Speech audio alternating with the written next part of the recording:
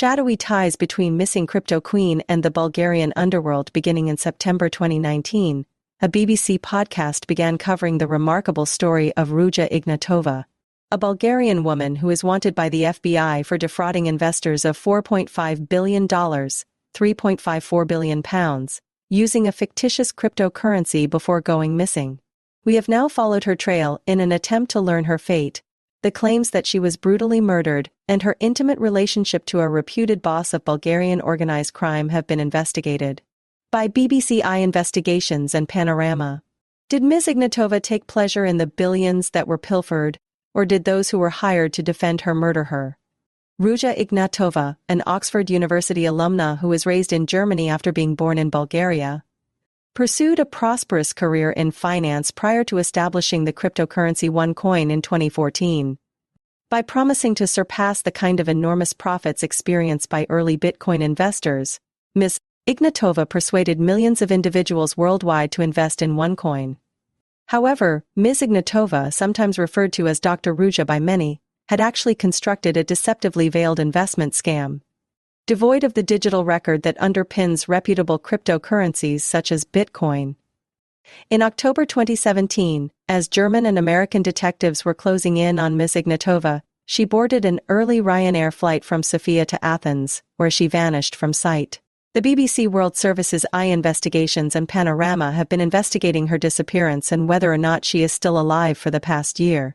Determining who her inner circle was crucial to this.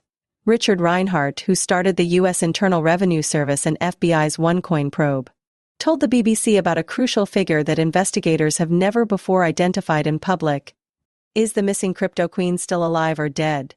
Ruja Ignatova, the CEO of the phony cryptocurrency OneCoin, is the most wanted woman in the FBI. After robbing billions, she disappeared. What could have happened is revealed by new evidence. Was she murdered, or is she missing? The BBC is aware that Christoforos Nikos Amanatidis, also referred to as Taki, was tasked with ensuring Ms. Ignatova's safety. We were informed that a prominent drug dealer was responsible for overseeing her safety. Mr. Reinhardt said in his first interview with us following his retirement in late 2023. Taki wasn't just one instance. It happened more than once. It appeared frequently. This made sense given the information we already knew. In 2019, U.S. government attorneys claimed that Ms. Ignatova's head of security was a significant player in Bulgarian organized crime, but they did not identify him. There is proof that a highly notable, if not the most active drug trafficker in Bulgaria history, was intimately associated with OneCoin and functioned as Ruja Ignatova's personal bodyguard, an assistant lawyer stated. In court a day earlier, a different U.S. government attorney claimed that this head of security was involved in the disappearance of Ms. Ignatova. Mr. Reinhardt asserted that Ms. Ignatova was a considerably more accomplished criminal than the majority of people realize. This resembles a drug dealer or mafia boss mixed with white-collar criminals on steroids. According to data obtained by the BBC through a leak from Europol, Bulgarian authorities had discovered ties between Ms. Ignatova and Taki prior to her disappearance in 2017. According to the documents, detectives believe Taki is laundering narcotics trafficking money through the banking network of OneCoin. In his home country of Bulgaria, Taki is practically legendary, like to Pablo Escobar or El Chapo. He is most likely the leader of a major drug smuggling ring in Bulgaria and the head of an organized crime group there. There have been investigations into armed robbery, drug smuggling, and murder involving him and his colleagues, but he has never been successfully punished for anything. When we discuss Taki, he is the leader of the Bulgarian mafia. Ivan Hristanov, a former deputy minister of Bulgaria, looked into claims made in 2022 that Taki had a criminal network aided by dishonest authorities. He believes that to be true and describes Taki as very powerful. The ghost is Taki. You won't get to see him. All you hear is about him. He is communicating with you via intermediaries. If you choose not to listen, you just vanish from this world. Taki was the only one who could shield her, Ignatova, from all those probes, even from foreign agencies. The Bulgarian government was notified by the BBC of the claims pertaining to corrupt officials. It remained silent. Does not cover up crimes and persons who have possibly committed crimes, claims Sofia's prosecutor's office. Taki is now thought to reside in Dubai, where Ms. Ignatova purchased an opulent condominium and tens of millions of dollars were transferred into her bank accounts as a result of the OneCoin scam. Although it's unclear how Taki and Ms. Ignatova got together or if he was ever associated with OneCoin. A number of reports claimed that they were quite close personally and that he even served as her daughter's godfather.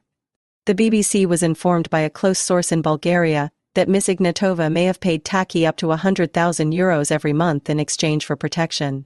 There seemed to be more financial connections between Taki and Ms. Ignatova. According to the Europol records, one of Ms. Ignatova's companies is connected to Taki's wife through a convoluted land sale on Bulgaria's Black Sea coast. The BBC received the secret police records from Frank Schneider, a since disappearing former spy and aide to Ms. Ignatova. He said that his former boss was involved with gangsters and crooks. Mr. Schneider was under house arrest and awaiting extradition to the US in relation to the OneCoin scam when we conducted our interview at his residence in France. Still, he wasn't ready to name names. Since I have a family, I won't reveal who they are. This is extremely serious organized crime. But ultimately it's possible that Ms. Ignatova's defender became an aggressor. In 2022, a police report discovered at the residence of a deceased Bulgarian police officer was given to investigative journalist Dimitar Stoyanov and his colleagues at bird.bg. In the file, a police informant describes hearing Taki's brother-in-law inebriatedly claim that Ms. Ignatova was killed in late 2018 on Taki's orders, with her body being dismembered and discarded off a yacht in the Ionian Sea. This account is very possible, according to Mr. Stoyanov. Officials from Bulgaria have verified the veracity of the police record. And according to Mr. Stoyanov, Taki's criminal colleagues all think the theory that he had her killed is genuine. The BBC has attempted to independently confirm the story but to no avail. The colleagues' justification was that Taki wanted to cut off Ms. Ignatova's connections to the OneCoin scam as she was a burden. Among these associates is Krasimir Kumanov, also referred to as Kuro, who is wanted by Interpol for alleged murder. Mr. Stoyanov claims that Kuro informed him that Taki had been talking to Ms. Ignatova about his illegal company, and that Taki had said, "Don't worry, she's as good as dead," when Kuro questioned Taki about whether he should be doing that. Additionally, Kuro had stated that he had discussed Taki with the CIA, including the accusation that Taki had given the order to kill Ms. Ignatova. The BBC received confirmation from Kuro's close associates that this meeting happened in late 2022. Kuro, his wife and two of his employees were all slain in May 2023 at his Cape Town house. Although Hristanov, a former deputy minister from Bulgaria, thinks Taki is connected to Kuro's murder, South African authorities are still looking for the killers. Some had to be eliminated since they had too much knowledge about Taki. It appeared more like a statement and was more akin to a public execution. He warned us to be cautious about who we deal with. Journalist Dimitar Stoyanov claims that after releasing reports of Ms. Ignatova's murder, he and his colleagues have received death threats, which has forced him to temporarily leave Bulgaria for the fourth time in his career. Although Mr. Stoyanov does not assert to be aware of the motivation behind any purported murder, he has learned from witnesses and property records that some of Taki's properties in Bulgaria are currently being utilized by those connected to her after her disappearance. Taki has never been detained, despite allegations that he killed Ms. Ignatova. Investigators claim they don't have enough evidence to indict him, and her body has never been recovered.